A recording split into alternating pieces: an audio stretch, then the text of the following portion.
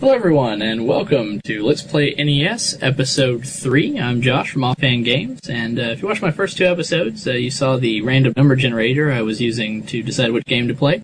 I decided to cut the part where I choose which one with that out of the video, so you'll just have to trust that I'm still using it, but it will be an honor-based system on playing some random selections of NES games. This time, our trusty game picker also picked one that I owned when I was a kid. It picked Kung Fu.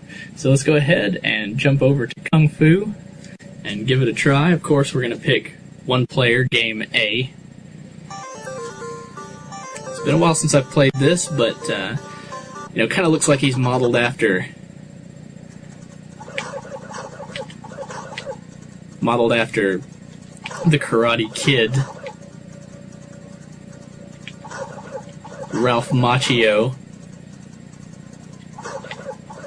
This first stage isn't too bad. Gotta avoid being hugged by purple dudes. It's unwise to try to use the punch, or even to go for a stylish jump kick. It looks nice when you can pull it off, but it's just not worth the risk because you can easily take damage, and a jumping punch almost never is useful.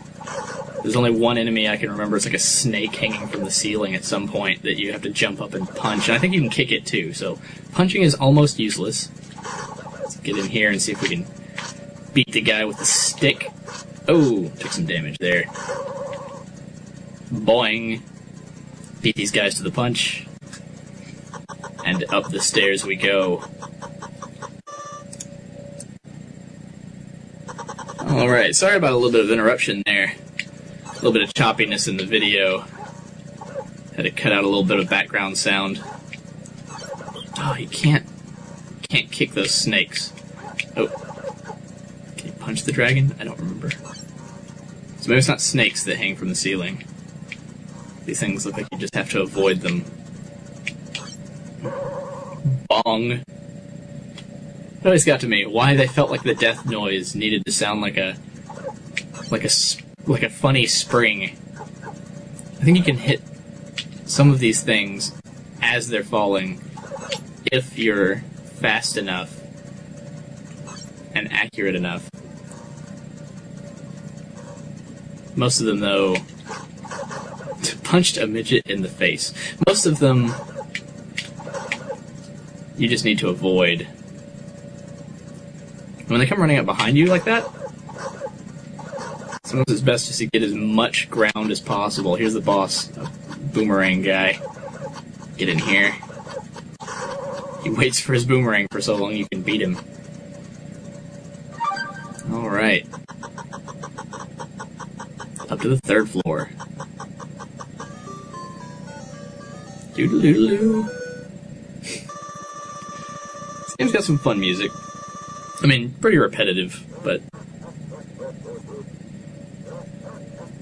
I would help you if these floors weren't so slick and there wasn't some force field.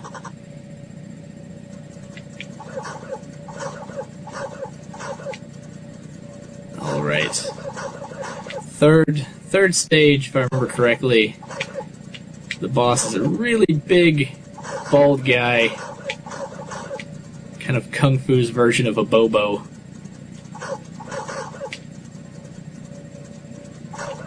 Oh, took a little bit of damage there because they came at the same time.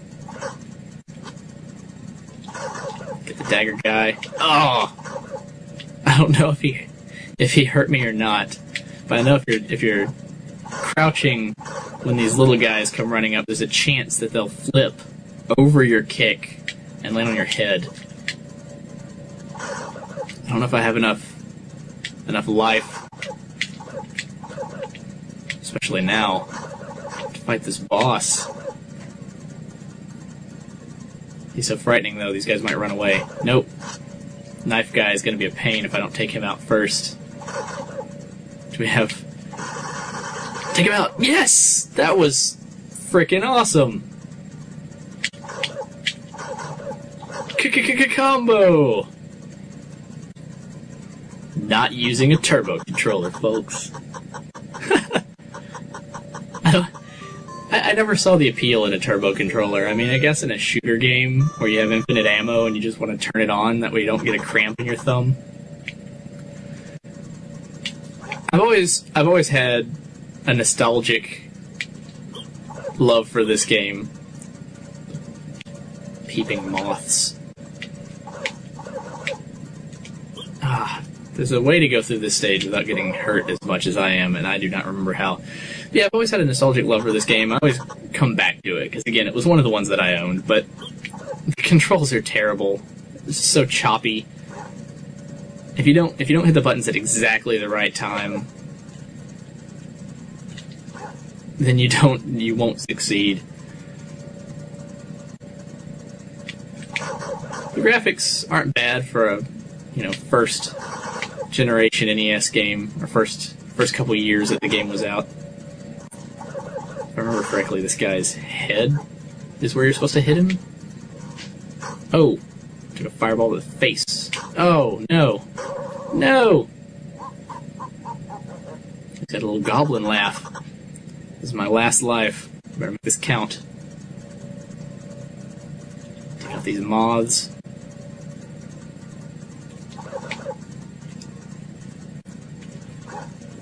If I can beat them to the end, they'll disappear.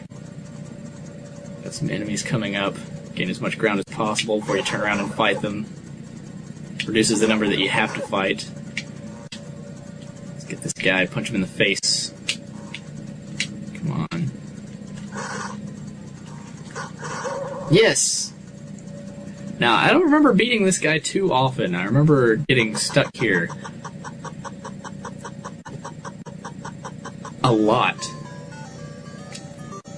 As repetitive as this game is, I feel like it has replayability just because it's the same, and it sounds contradictory, but it's the same every time you play it, and so you can kind of challenge yourself because it's easy to remember how well you did last time, and so the replayability, the replay value comes from your memory of playing the game and trying to best yourself. And it looks like it records a top score. I don't remember if that carries over after you turn the game off or not.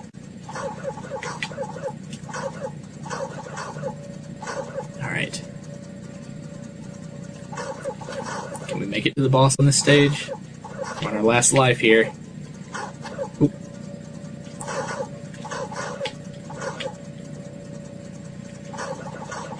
Can we make it to Mr. X? More importantly, can we beat Mr. X if we make it to him? Oh! Done in by a knife guy and a double KO. Well, everybody, that was Kung Fu.